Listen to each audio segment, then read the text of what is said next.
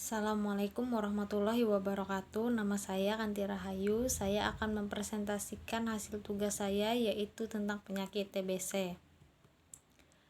TBC atau tuberkulosis adalah suatu penyakit infeksi menular yang disebabkan bakteri Mycobacterium tuberculosis yang dapat menyerang berbagai organ, terutama paru-paru, namun bisa juga menyerang persyaratan peredaran darah, tulang, dan persendian. Tuberkulosis bisa berada dalam keadaan fase laten, di mana seseorang terinfeksi tetapi tidak memperlihatkan adanya gejala. Pasien dengan tuberkulosis aktif akan memperlihatkan gejala-gejala seperti batuk, nyeri dada, demam, keringat malam, kehilangan berat badan, mudah merasa lelah, dan kadang batuk darah. Berdasarkan laporan WHO dalam Global Report 2009, pada tahun 2008, Indonesia berada pada peringkat 5 dunia penderita TBC terbanyak setelah India, Cina, Afrika Selatan, dan Nigeria. Peringkat ini turun dibandingkan tahun 2007 yang menempatkan Indonesia pada posisi ketiga, terbanyak setelah India dan Cina. Sumber penularan penderita TBC pada waktu batuk atau bersin. Penderita menyebarkan kuman ke udara dalam bentuk droplet atau percikan dahak. Faktor yang mengakibatkan penularan penyakit TBC adalah meludah sembarangan dan kurangnya kebersihan lingkungan. Faktor risiko terjadinya TBC. 1. Kuman penyebab TBC. Pasien TBC dengan BTA positif lebih besar risiko menimbulkan penularan dibandingkan dengan BTA negatif. Makin tinggi jumlah kuman dalam percikan dahak, makin besar risiko terjadi penularan. Makin lama dan makin sering terpapar dengan kuman, makin besar risiko terjadi penularan. 2. Faktor individu yang bersangkutan. Faktor usia dan jenis kelamin, daya tahan tubuh, perilaku, dan faktor lingkungan. Tata laksana gizi. Tujuan penata laksanaan gizi adalah mencegah kerusakan jaringan paru lebih lanjut, meningkatkan imunitas, meningkatkan status gizi, mengatasi hiperkatabolisme dan depresi ringan sistem imun, meningkatkan pengetahuan gizi pasien dan keluarganya. Untuk mendeteksi TBC, pertama-tama dokter akan menanyakan keluhan penyakit yang diderita. Kemudian, dokter akan melakukan pemeriksaan fisik, terutama dengan mendengar suara nafas di paru-paru menggunakan stetoskop. Dokter juga akan memeriksa ada tidaknya pembesaran kelenjar bila dicurigai adanya TBC kelenjar. Jika pasien diduga mengalami TBC, dokter akan meminta pasien melakukan pemeriksaan dahak yang disebut pemeriksaan BTA.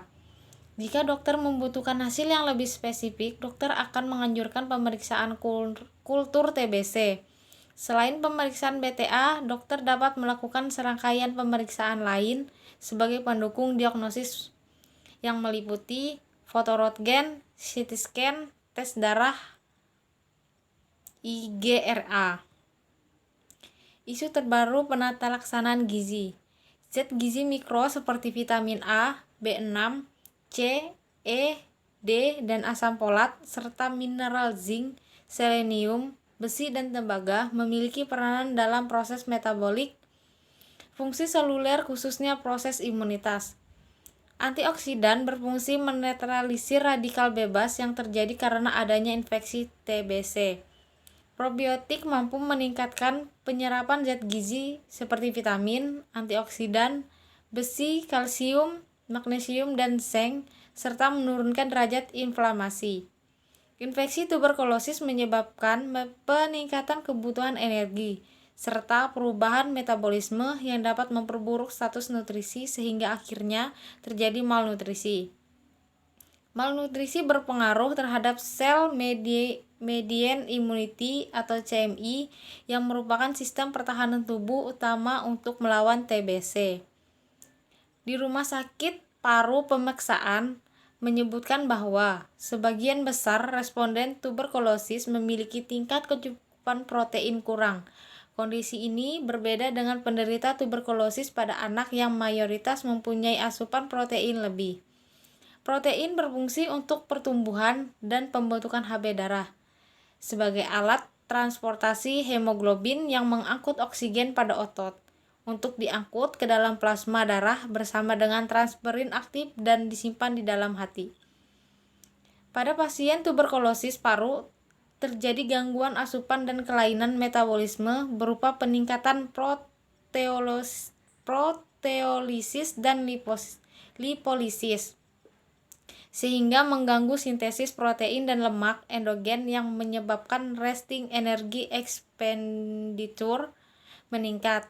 Keadaan ini disebut sebagai blokade formasi energi dan berhubungan dengan proses wasting sehingga terjadi malnutrisi. Lemak berfungsi sebagai pelarut vitamin A, D, E, dan K, juga berfungsi sebagai sumber energi yang mampu menyediakan kalori 2,25 kali lebih banyak daripada yang diberikan oleh karbohidrat atau protein.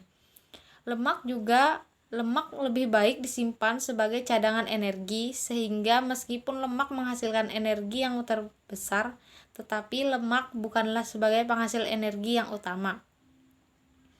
Penelitian yang dilakukan oleh Lazulpa menyatakan bahwa seluruh responden penderita tuberkulosis memiliki asupan karbohidrat rendah dan tingkat kecukupan karbohidratnya berada pada kategori kurang atau defisit.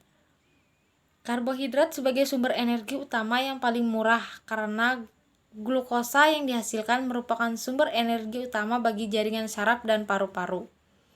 Vitamin D sebagai mikronutrien berpengaruh pada penularan penyakit TBC.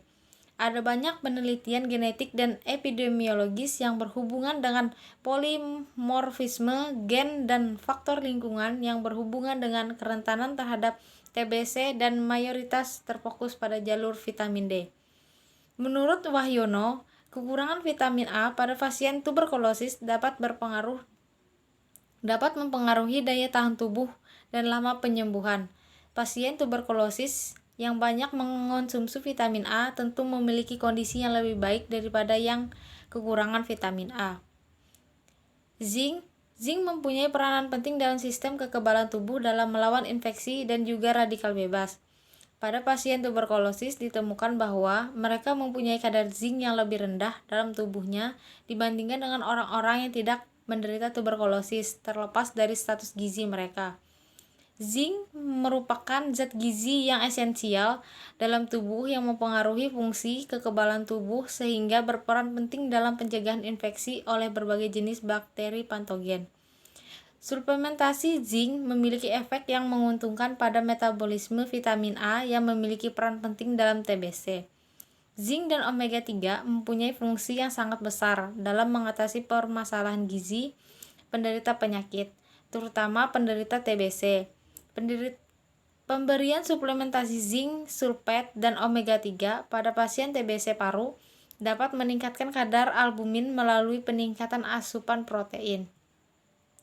Vitamin C berperan sebagai antioksidan sangatlah penting untuk pasien tuberkulosis, di mana vitamin C bekerja pada jaringan ikat fibroblastik yang berfungsi sebagai eksudatif. Beberapa pengukuran anemia pada pasien TBC secara berulang kali ditemukan anemia dengan defisiensi besi, anemia tanpa kekurangan zat besi, dan kekurangan zat besi tanpa anemia.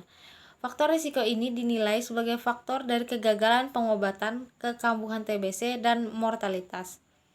Suplementasi Fe pada tuberkulosis paru dengan anemia ringan sampai sedang yang terkait dapat mempercepat kembalinya normal